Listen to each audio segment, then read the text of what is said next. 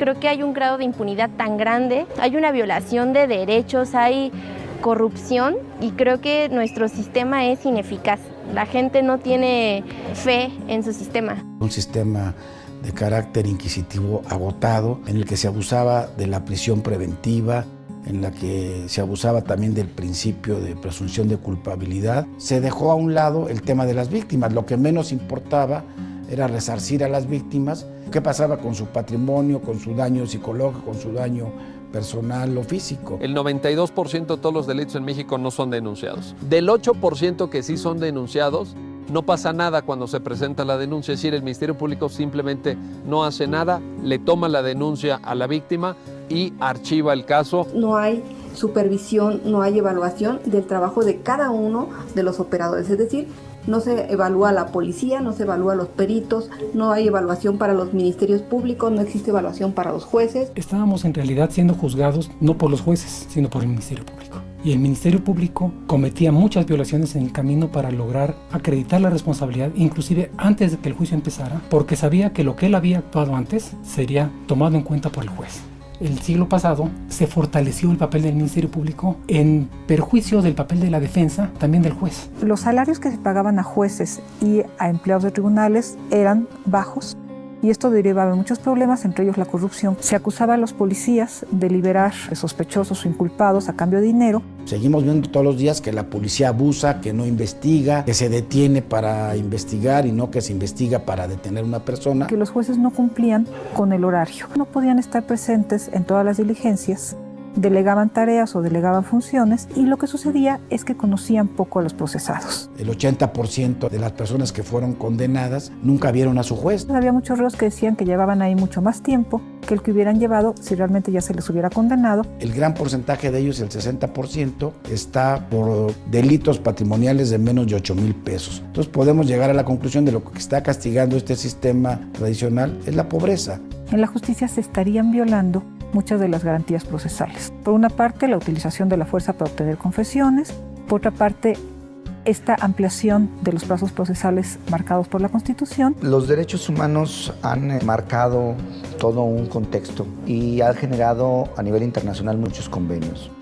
Entre esos convenios, México ha suscrito uno muy importante como es el Pacto de San José en el año 69, que da lugar a la Corte Interamericana de Derechos Humanos. Una parte fundamental de ese tratado es el reconocer el debido proceso penal como un derecho humano. Un país cuyo proceso penal no cumple con estándares de ese tipo de convenciones internacionales es un país en el que el proceso penal no es un modelo acorde con un Estado de Derecho democrático. Lo que teníamos era lo que ya estaba colapsado y que no servía. Necesitamos un sistema que sea ágil, versátil, justo. Porque lo que las víctimas buscamos indudablemente es justicia. Para tener justicia necesitamos 3 elementos. Necesitamos una acusación, necesitamos una defensa y necesitamos un juez. Estos 3 elementos debieran estar en equilibrio, porque si no hay una buena acusación, pues no hay justicia, puede haber impunidad, los delitos no se ventilan, no se procesan. Si no hay una defensa buena, adecuada, pues tampoco hay justicia porque impera el punto de vista de la acusación y a lo mejor hay elementos que tenía que aportar el acusado y no los aporta. Y no digamos del juez, si no tenemos un juez imparcial, no tiene compromisos de ningún tipo, pues tampoco hay garantía de justicia. Se pensaba que realmente el problema no eran las leyes, sino su aplicación. Y se demostró que no, que las leyes no eran buenas, que el problema era la ley. La ley incentivaba la ineficacia del Ministerio Público. En el año 2004 organizamos junto con el Senado y la Presidencia de la República un congreso desde la Asociación Nacional de Doctores en Derecho. Ese proyecto de ley, que fue el primer esfuerzo por tratar de introducir el sistema penal acusatorio, no caminó, pero ya desde entonces la asociación trajo a juristas de toda Latinoamérica, de algunas partes de Europa, para que fuéramos conociendo las ventajas de este nuevo modelo. Todos los países de Latinoamérica habían buscado transformar su sistema, hacer un sistema acusatorio. Me dicen, bueno, pues aquí en Nuevo León los ciudadanos podemos presentar iniciativas de ley. Dicen, elabórate una iniciativa de código. En el 2004 se concretiza una reforma, digamos, relativamente parcial, que básicamente su gran mérito es que introdujo los juicios orales.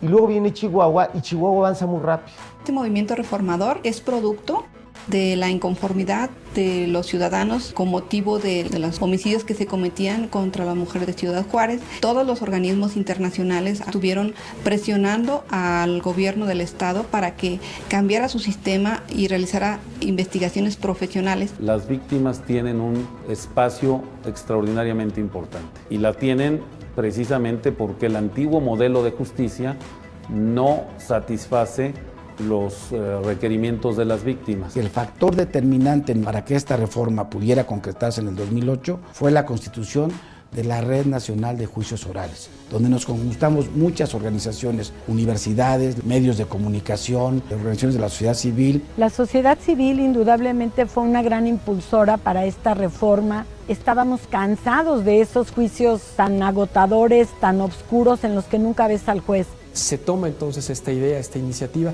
y es cuando el Congreso lo toma y dice tenemos que hacer algo, y entonces es cuando se promulga una reforma constitucional en materia penal.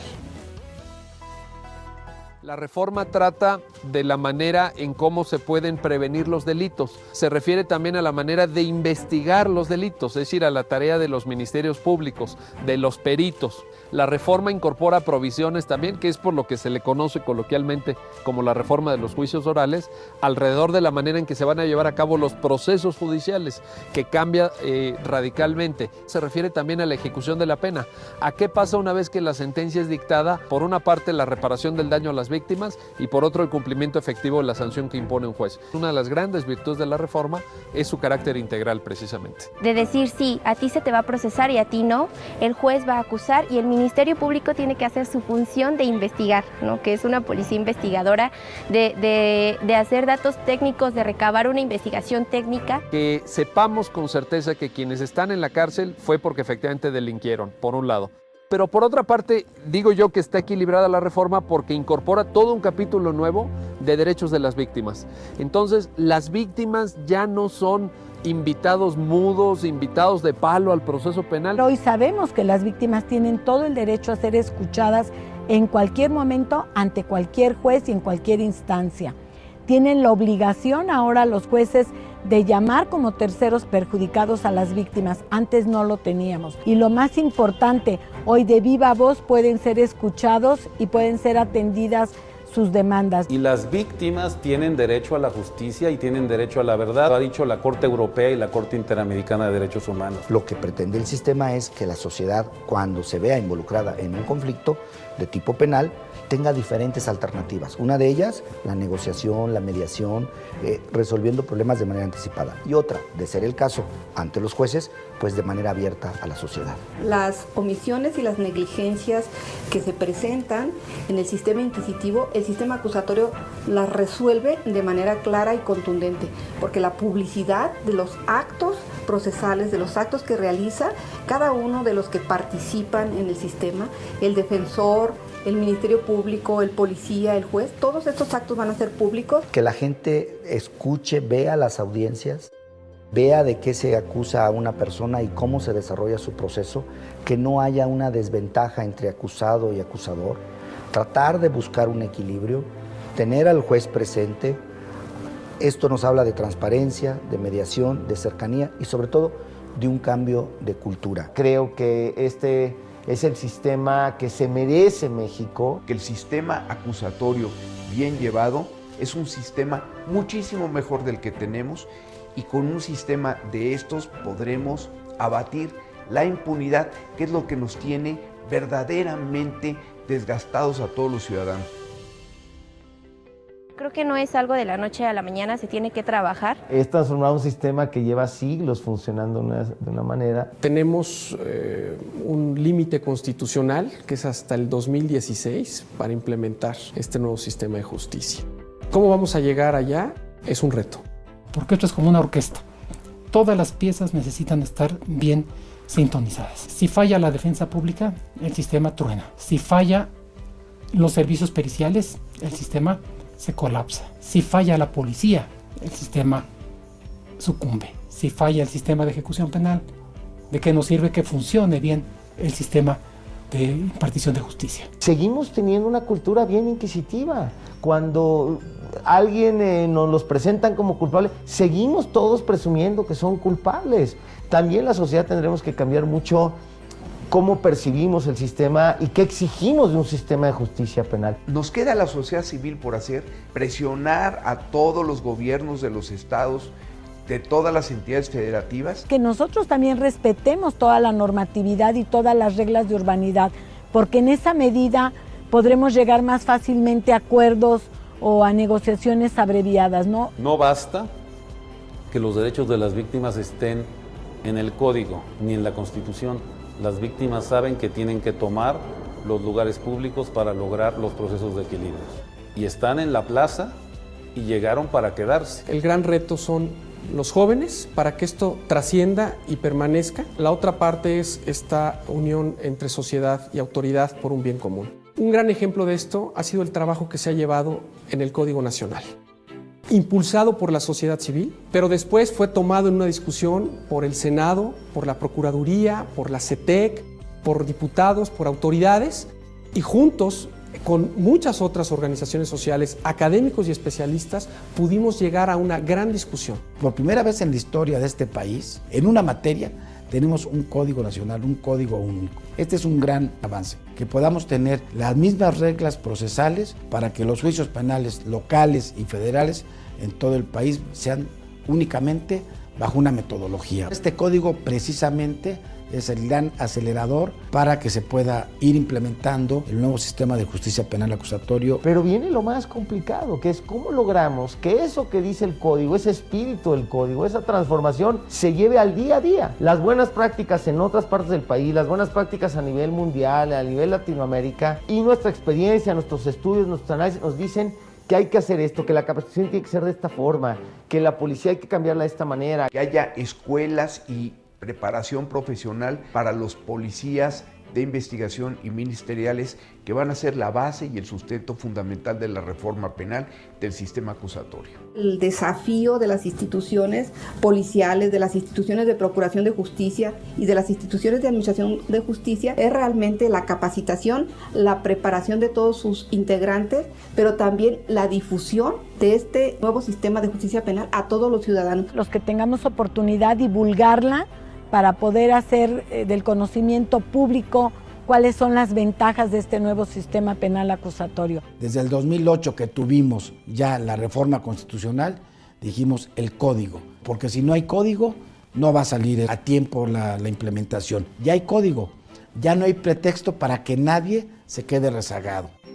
El nuevo sistema de justicia penal beneficia directamente a todos los ciudadanos, a todos los mexicanos, pero sobre todo creo que tendremos justicia, que eso es lo más importante en nuestro país. Y beneficia también a los funcionarios honestos. La reforma va a ser la mejor aliada para que estén blindados esos funcionarios frente a tentaciones de corrupción, frente a presiones indebidas de abogados o incluso de sus superiores. Va a salir adelante, porque además va a salir adelante.